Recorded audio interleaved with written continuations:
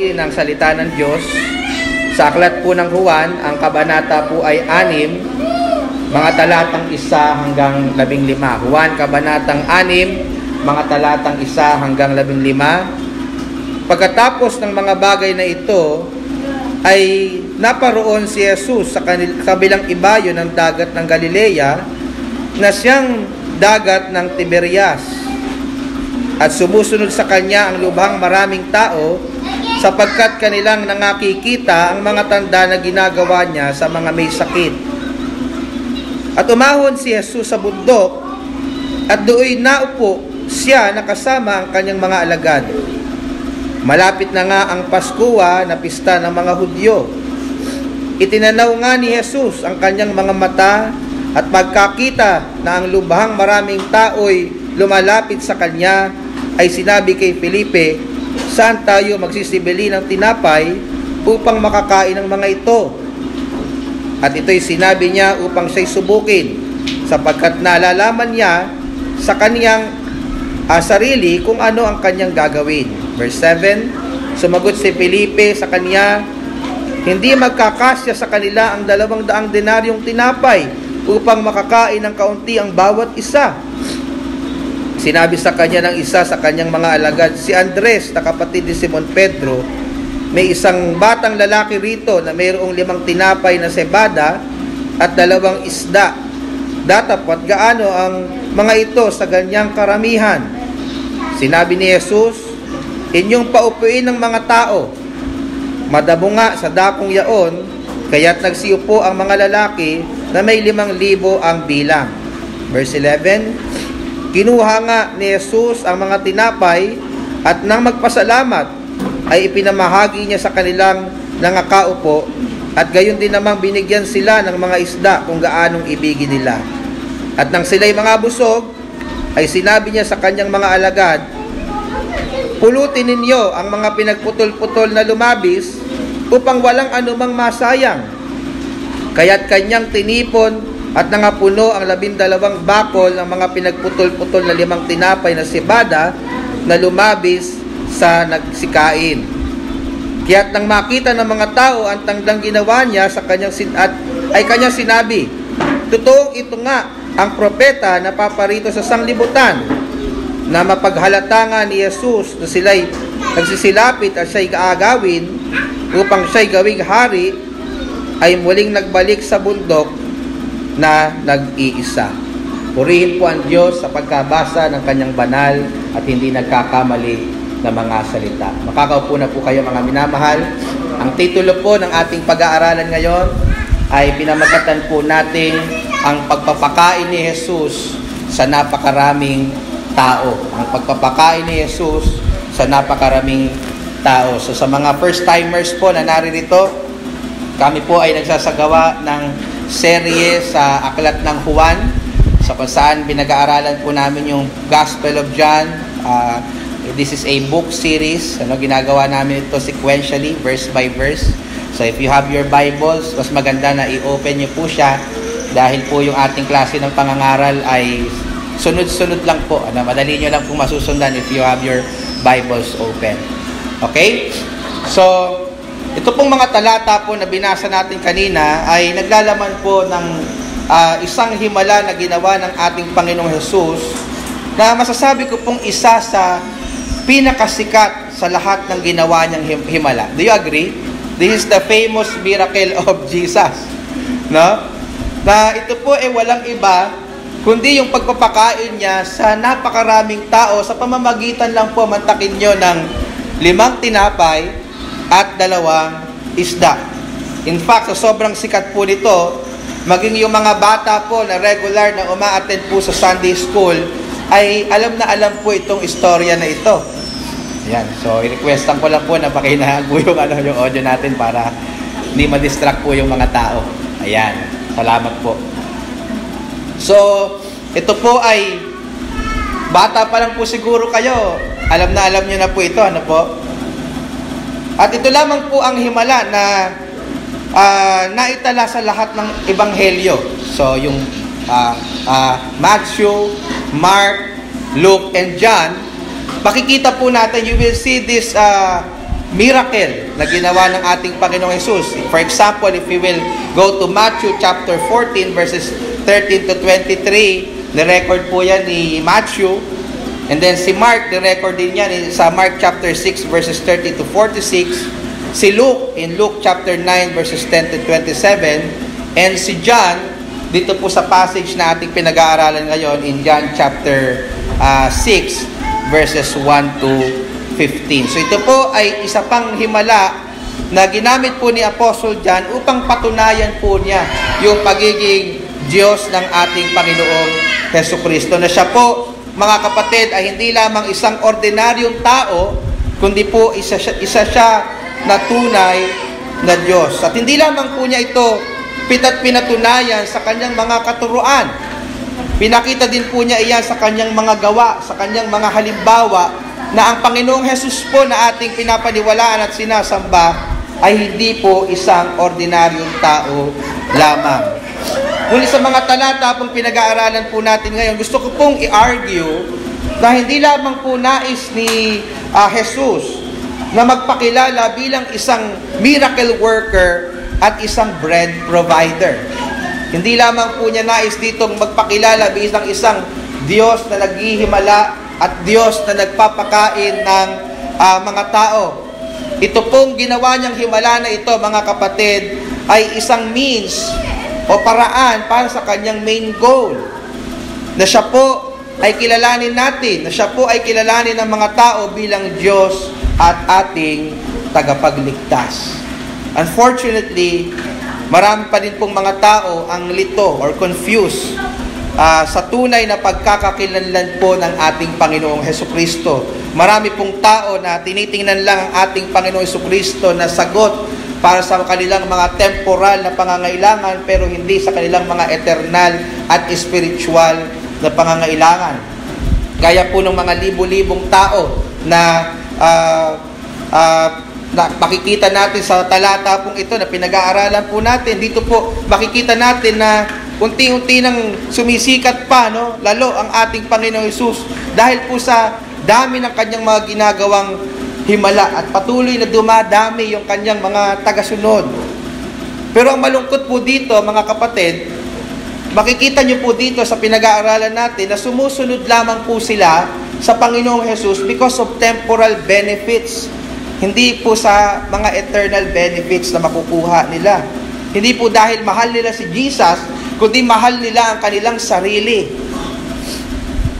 Tinatalaw lang nila ang Panginoong Hesus bilang isang tagapagbigay ng pagkain, tagapagpagaling, tagapagpalaya mula sa kanilang pagkabihag sa Roman Empire. Kagaya ng naikwento ko na sa inyo nakaraan, during this time, ang mga Hudyo po ay nabibihag ng Roman Empire.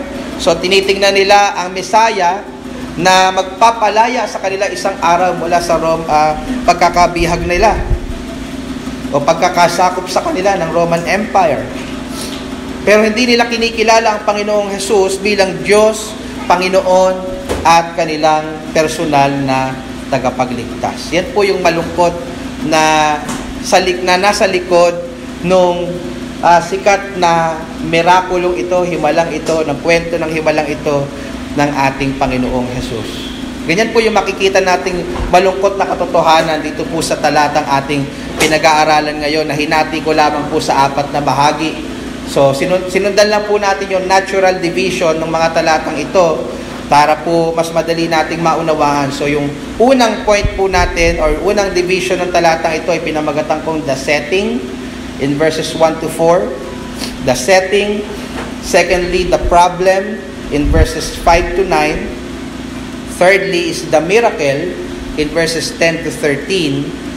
And lastly, the confusion in verses 14 to 15. The setting, the problem, the miracle, and the confusion. So, aralin po natin isa-isa, mga kapatid. Una is the setting.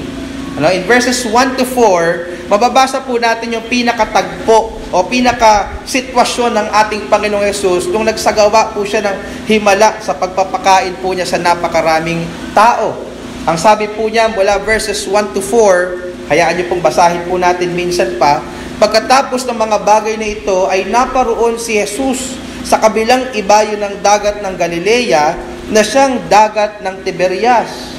At sumunod sa kanya ang lubhang maraming tao sapagkat kanilang nakakita ang mga tanda na ginagawa niya sa mga may sakit. At umahon si Jesus sa bundok at doon naupo siya nakasama ng kanyang mga alagad. Malapit na nga ang Paskuwa na pista ng mga Hudyo. Nabasa niyo po ba yan mga kapatid? Yung setting o situation bago po maghimala ang ating Panginoong Jesucristo. Ang sabi po sa verse 1, pagkatapos ng mga bagay na ito. Nakita niyo po ba yon?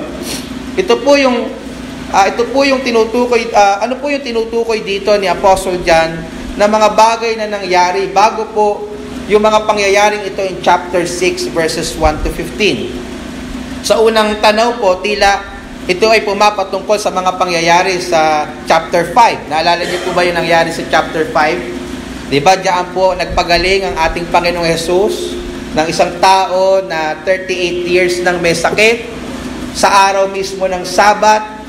Kaya tunusig siya ng mga pinunong Hudyo, na dahil siya ay nagpagaling sa araw ng pamamahinga at kinilaim pa niya na siya ay equal with God, at kaya gusto siyang patayin ng mga Hudyo.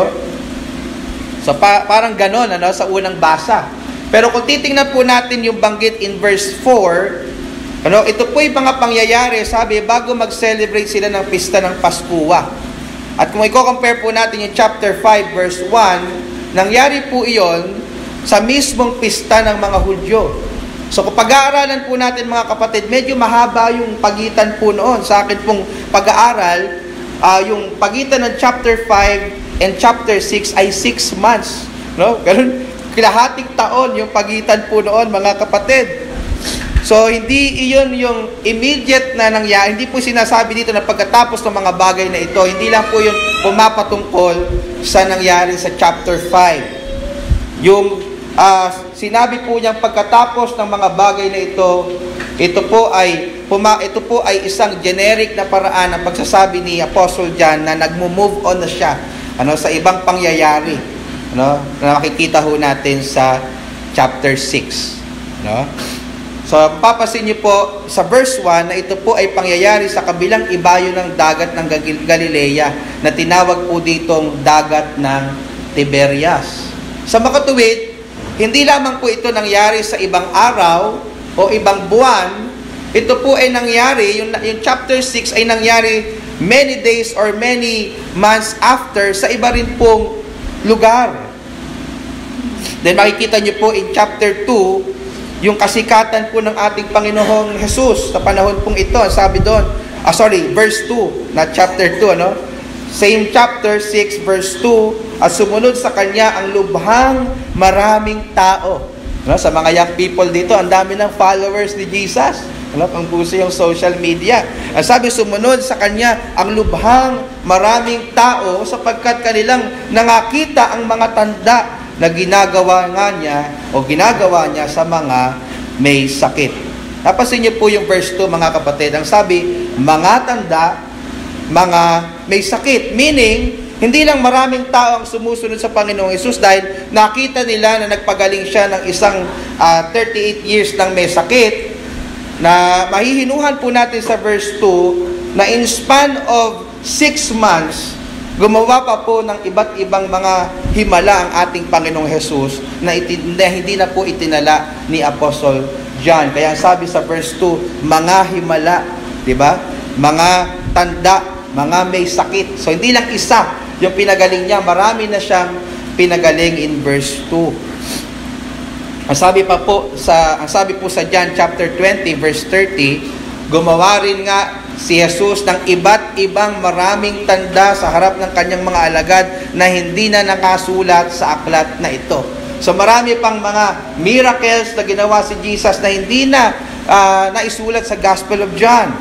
In chapter 21 verse 25, ang sabi po doon, at mayroon ding iba't ibang mga bagay na ginawa si Jesus na kung susulating isa-isa, ay inaakala ko na kahit sa sanglibutan ay hindi magkakasya ang aklat na susulatin. Nakita niyo po narinig niyo po yung sinabi ni Apostle John, sa sobrang dami ng ating Panginoong Hesus, kung isusulat daw yun, kulang pa yung buong sanlibutan para lang isulat yung ginawa ng ating Panginoong Hesus. So sa mga verses po na ito, makikita natin na marami po talagang ginawa ang Panginoong Hesus na mga himala na hindi na naitala sa aklat ni Juan, sa sobrang dami. Kaya hindi po tayo magtataka, mga minamahal, kung bakit po pagdating sa chapter 6 verse 2, napakarami na pong tagasunod. Famous na po ang ating Panginoong Hesus dahil sa kanyang mga miracles na kanyang ginagawa.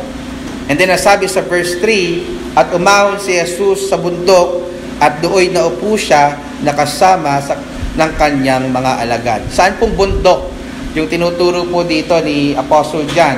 Well, it's not necessarily isang bundok na inakyat niya. Kung titingnan niyo po yung salitang bundok niya sa original niya sa Greek, ang ibig sabihin lang po nun ay mataas na lupa. So sa akin pong pag-aaral, umahon po ang ating Panginoong Hesus sa mataas na lupa, sa gawing silangan ng Tiberias, na kilala po sa panahon po natin ngayon na Golan Heights. Then pagdating po sa ni Apostle John, pagdating po sa verse 4, sabi po diyan, malapit na nga ang Paskuha na pista ng mga Hudyo. So binanggit po dito hindi lang yung lugar kung saan po ito nangyari, kundi kung kailan po ito nangyari. Yung pista po ng Paskuha, ang sabi po dito, mga kapatid, kung hindi kayo familiar sa pista ng mga Hudyo, ito po ay pista ng mga Hudyo kung saan inaalala po nila yung pagliligtas na ginawa sa kanila ni Yahweh mula sa pagkakabihag nila sa Ehipto na mababasa po natin sa aklat ng Exodo.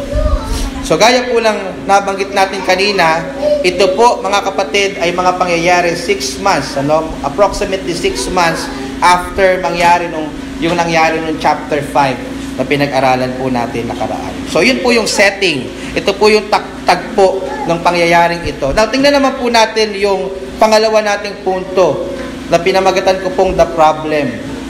After pong sabihin ni Apostle John yung tagpo o setting ng pangyayaring ito in verses 1 to 4, makikita naman po natin yung problema, yung suliranin na kinakaharap po ng ating Panginoong Hesus at ng kanyang mga alagad in verses 5 to 9. Ito po ay sapagkat napakarami pong tao ang sumusunod sa Panginoong Hesus at ang problema, wala po silang matustos pangkain sa kanila. Tingnan niyo po sa verse 5. Itinanaw nga ni Jesus ang kanyang mga mata at magkakita na ang lubhang maraming tao. Hindi lang basta marami di po ba? Lubha. Maraming tao na lumalapit sa kanya ay sinabi kay Felipe, saan tayo magsisibili ng tinapay upang makakain ng mga ito? Nabasa po natin in verse 5 na napakaraming tao, mga kapatid. Multitudes ang sumusunod sa ating Panginoong Hesus dahil po nakita nila ang maraming kamanghamanghang himala ng ating Panginoong Hesus at sila ay nakikinabang dito. Kung tatalon po tayo ng basa sa verse 10, nasa 5,000 daw po yung bilang ng mga tao. Ng mga kalalakihan lang po ang binibilang dyan. Kaya yung title ko nung una, ang pagpapakain sa 5,000. Kaso nung pinag-aaralan ko, teka, hindi lang pala 5,000 yung pinakain. Lalaki lang pala yung binilang na 5,000. Ano po? Kung babasahin natin yung parallel verse nito in Matthew 13 verse 21, pwera pa daw po doon yung mga bata at yung mga babae. At ayon po sa aking pag-aaral, yung total ng mga taong sumusunod sa Panginoong Hesus na pinoproblema nila kung paano nila papakainin ay nasa around 20 to 25,000. Kasama po yung mga babae, kasama po yung mga bata. Kaya may imagine nyo mga kapatid kung gaano kalaking problema yung kinakaharap po nila. Lalo na po't maggagabi na ng panahon pong iyon, wala na masyadong mabibilang pagkain, bukod pa sa budget na kailangan po para sa kanilang pagkain.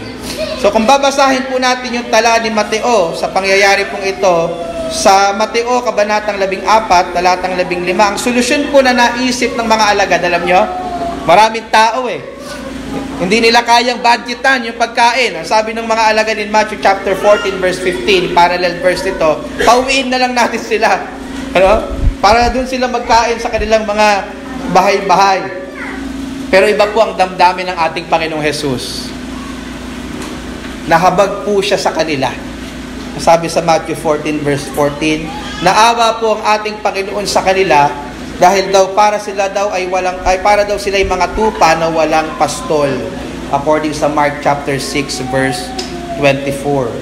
So dito po makikita natin ang sobrang pagiging maawain at ang totoong concern o pagmamalasakit ng ating pong Panginoong Hesukristo. Bagay po mga minamahal na pwede po nating paghugutan ng lakas ng loob sa mga oras po na ito, mga kapatid. Kung ikaw ay naririto at talaga namang patong-patong ang iyong pangangailangan, yung sabi nga natin na dumating na nga si Judith, sumabay pa si Manny. Alam niyo po ba yan? Dumating na yung Judith, sumabay pa ang maniningil. No? Hindi mo alam kung saan ka mangungutang na 5-6. O paano mo mairaraos yung iyong buhay, yung iyong pangangailangan. Alalahanin mo na si Jesus ay mahabagin at maalalahanin. Yan po ang Panginoon natin. Na hindi siya hari na walang pakialam. Siya po ay Diyos, siya po ay hari, siya po ay Panginoon natin na mahabagin at maalalahanin. Kung nagawa po niyang maawa at intindihin ang pangangailangan ng mga hindi mananampalatayang ito, kasi kung titingnan natin sa pagpapatuloy ng istorya, hindi naman ito totoong believers Pero naawa ang Panginoon sa kanila. How much more ikaw? Na ikaw ay may relasyon sa Kanya, na ikaw ay kapatid niya dahil sa iyong pananampalataya, hindi Kanya iintindihin at hindi Kanya susustinahan, sasaklolohan sa iyong pangangailangan. Be encouraged po, mga kapatid. I don't know kung ano yung bigat na dinadala mo bago ka pumunta dito, ano yung intindihin mo. Pero I want to encourage you, huwag mong isipin na walang nakakaintindi sa'yo, walang nagmamalasakit sa'yo. Ang kailangan mong gawin, tumingin ka kay Jesus. Tumingin ka kay Jesus. Kilalanin mo siya bilang isang Diyos na nagmamalasakit at genuine yung kanyang pag-ibig sa'yo, that He will sustain you, He will save you. Ang awa po ng ating Panginoong Jesus ay napakayaman na siya ay tunay na nagmamalasakit. Amen po, mga kapatid? Amen. So parang iba lang yung dadalawa lang kumbinsido, bahala kayo. May stress kayo habang buhay nyo. So mamahinga kayo doon, mga kapatid. Parang kayong pwedeng pinagdadaanan. Pero i-focus nyo, sabi nga nung awit, you turn your eyes upon Jesus. Doon ka makakakita ng peace and comfort sa iyong pinagdadaanan. So going back to the story, dahil naawa ang ating Panginoon Jesus sa mga tao, gusto niyang pakainin sila. Di ba? Imagine niyo po, malayo yung kanilang pinanggalingan, naglakad lang sila kakahabol sa ating Panginoong Jesus, at sa sobrang pagod nila, hinang-hina na po sila, gutom na po sila. So tinanong po ng Panginoong Jesus si Felipe, na isa sa kanyang mga alagad in verse 5, saan tayo magsisibili ng tinapay upang makakain ng mga ito? So tinanong niya ito, mga kapatid, hindi dahil hindi niya alam yung gagawin, kundi tinetesting niya yung pananampalataya ni Felipe at ng kanyang mga alagad. Kasi ang sabi dun sa verse 6, at ito'y sinabi niya upang siya'y subukin. Nakita niyo po yon? Hindi dahil clueless na, Panginoon, ano gagawin natin? Hindi. Tinanong niya yon para siya'y subukin sapagkat nalalaman niya sa kanyang sarili kung ano ang kanyang gagawin. Pero makikita niyo yung kaliitan ng pananampalataya ni Felipe sa kanyang sagot sa ating Panginoong Jesus. Napakaliit na pananampalataya. Nakalimutan niya na ang kausap niya ay ang Diyos na may gawa ng langit at ng lupa. Diyos na gumagawa mula sa wala. He created everything out of nothing, ex nihilo. Mas nag-focus po si Felipe sa kanyang present situation, sa kanyang problema, kaysa sa solution na nasa harap na po niya mismo, namely, ang ating Panginoong Jesus. Ang sabi po sa verse 7, sumagot si Felipe sa kanya, hindi magkakasya sa kanila ang 200 denaryong tinapay upang makakain ng kaunti ang bawat isa. Nakita niyo po yon? Yung denaryo po, during this time, denary, ay isa pong uri ng pera ng panahon ng ating Panginoong Jesus. Ang isang denaryo po ay katumbas ng isang araw na sweldo ng isang ordinaryong manggagawa. So sinasabi dito ni Felipe na kahit i-times mo pa sa 200, yung isang araw na sweldo ko kulang pa sa kanila eh. No? Kung kukumpitin natin yung 8 months na salary. O sino dito nagtatrabaho na? Nagtatrabaho ka na, kuya? Diba? 8 months na salary. Ano, kulang pa, sabi ni Felipe. Ganun po kalaki yung problema nila. Na-imagine niyo po ba yon? So, gayon din po yung nakita ng isa pang alagad sa katauhan naman po ni Andres. Tingnan niyo po sa verses 8 and 9. So, tinanong niya si Felipe, sinabi naman sa kanya ng isa sa kanyang mga alagad, si Andres, kapatid siya ni Peter, ni Simon Peter, Simon Pedro. Verse 9, may isang batang lalaki rito, sabi ni Andres or ni Andrew, na mayroong 5 tinapay na cebada at 2 isda. Yung isda na parang tuyo sa panahon natin ngayon. Tinuyo para ma-preserve. Datapwat, paano na ang mga ito sa ganyang karamihan? So, paano sinasabi po dito ni Andres, mga kapatid? Ito lang po ang meron tayo, Panginoon. 5 tinapay, ilang isda? 2. Sa akin pangalan, Panginoon, kulang pa to eh. Tapos papakainin pa natin yung sandamukal na dami ng tao na to. 25,000, Lord. Napakaliit na pananampalataya ng mga alagad. Mas nag-focus po sila sa problemang meron sila at nakalimutan nilang sa napakalaking solusyon. Nakalimutan nila yung napakalaking solusyon na nasa harapan na mismo nila. Maaaring pinagtatawanan niyo po yung 2 alagad.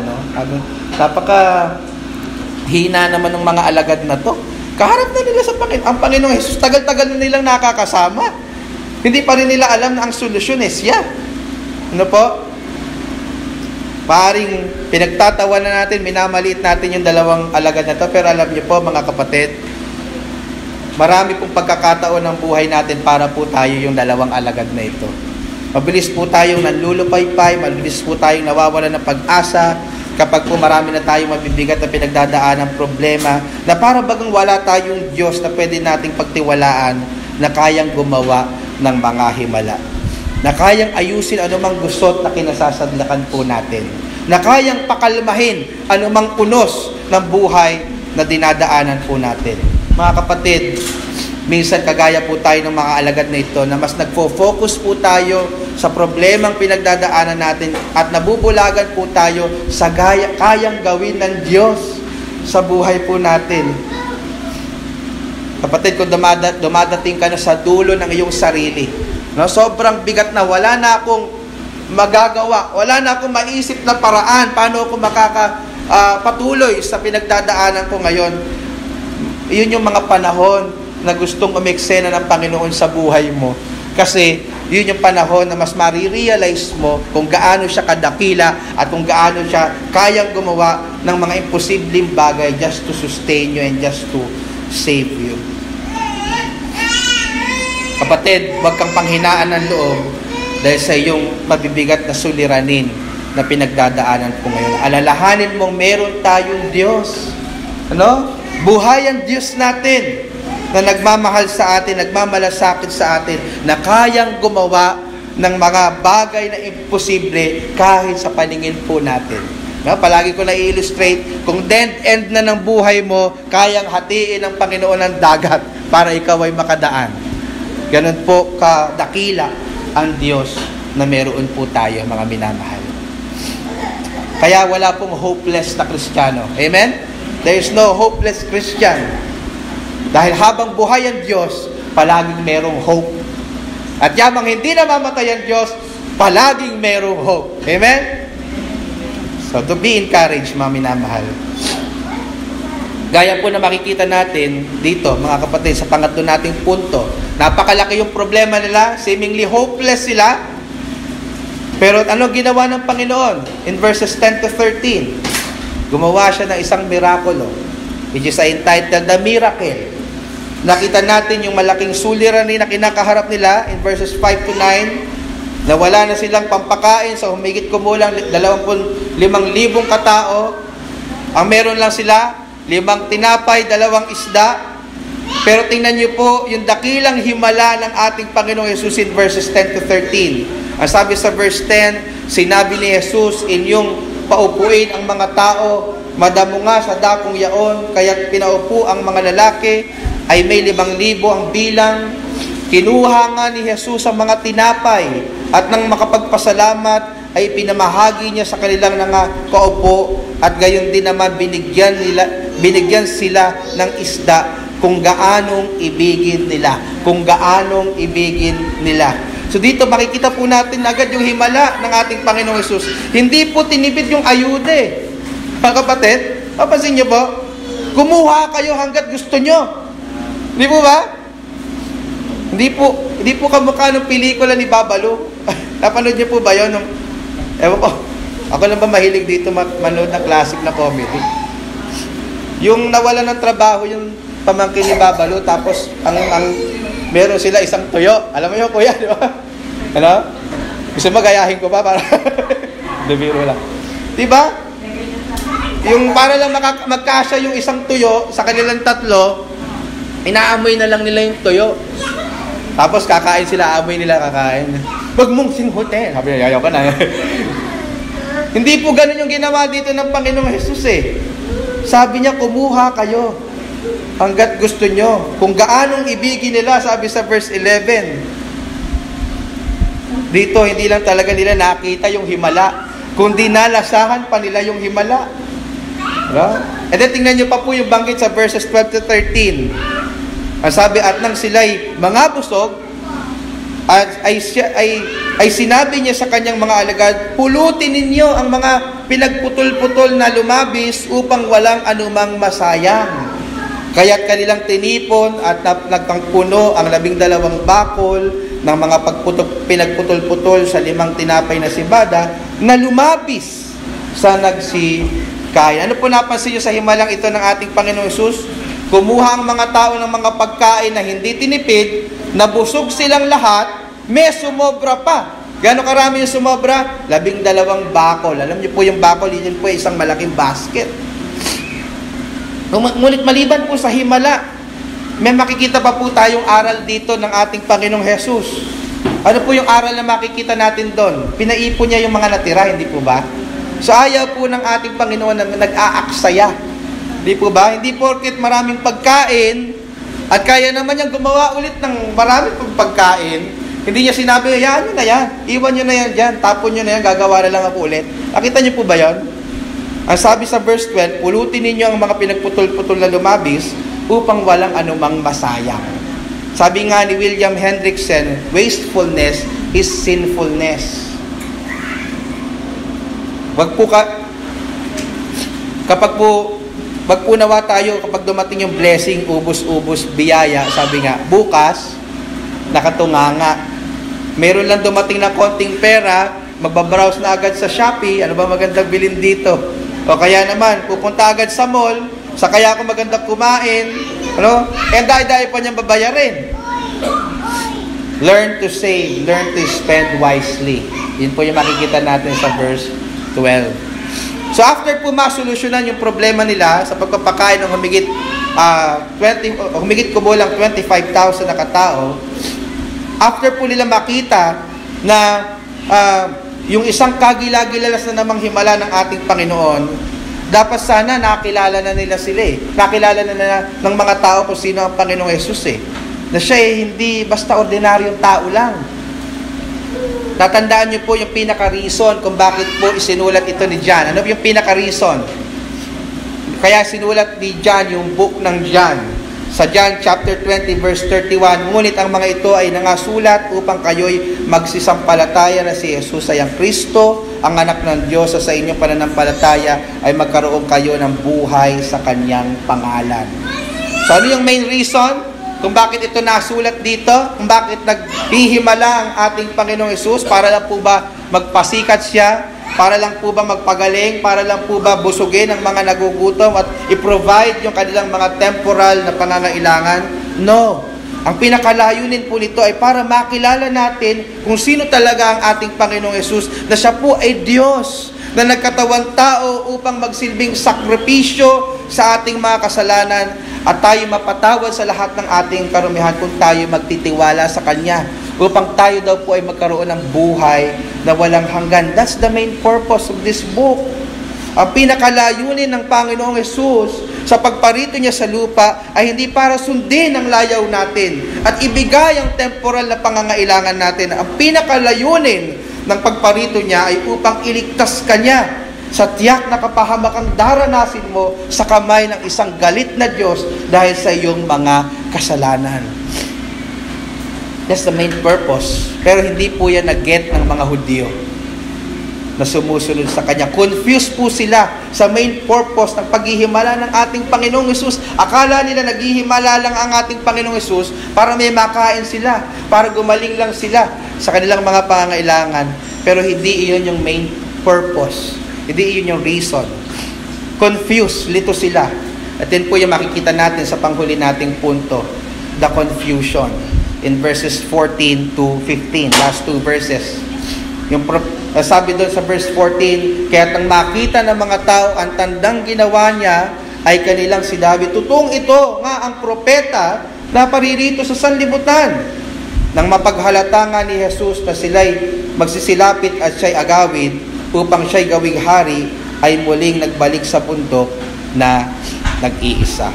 So yung propetang binanggit in verse 14 na inaasahang darating ay, kung maalala nyo, yan yung pinopesiya ni Moises in Deuteronomy 18 verses 15 to 18. Ito daw yung propetang gaya ni Moises na darating, at hindi po itinanggi yan ni Jesus. Hindi yan itinanggi ni Apostle John. Totoong si Jesus Christ, yung katuparan ng prophecy na yon in Deuteronomy 18 na darating na prophet. Pero bakit tumakas yung Panginoong Hesus? Hindi nyo pa ba natatanong yun? Tama naman yung kanilang acknowledgement na siya talaga yung fulfillment nun. Pero bakit tumakas, nagtago ang ating Panginoong Hesus? Parang si Alice Guo, nagtago in verse 15. Ito po ay sapagkat inaakala nila na gaya ni Moises, si Jesus ang pinuno na itinalaga ng Diyos para magpalaya sa kanila sa pagsasakop sa kanila ng Roman Empire. Maliban po dito, inaakala nila na gaya ni Moises na nagpababa ng manna sa ilang, si Jesus Christ ay naroroon para magkaroon sila ng only foods. No? Sa makatuwid mga kapatid, gusto lang nilang gawing hari ang Panginoong Hesus dahil sa kanilang mga temporal na pangangailangan sa Kanya. Yun yung isip nila. Hindi nila na-recognize na si Jesus ay hindi naparito para sa kanilang kapritsyohan. Naparito siya upang magpakilala sa kanila bilang Diyos na nagkatawang tao na magliligtas sa kanila sa pinakamalaki nilang problema. Do you know what's your biggest problem? Your problem is your sin. And you will experience the wrath and judgment of God because of it. That's the reason why Jesus Christ came to this world, to die in our place. Para siya yung mamatay para sa atin. Pero hindi nila na-get yun. Ang malungkot po, mga minama, sa panahon po natin ngayon, marami pa rin pong tao ang hindi nakaka-get nun. Na sumasamba at sumusunod lang sila sa Panginoong Jesus para sa temporal benefits. Para sa temporal na pangailangan. Ayaw po ng Panginoong Jesus na kilalanin mo lang siya bilang iyong miracle worker and bread winner, bread provider.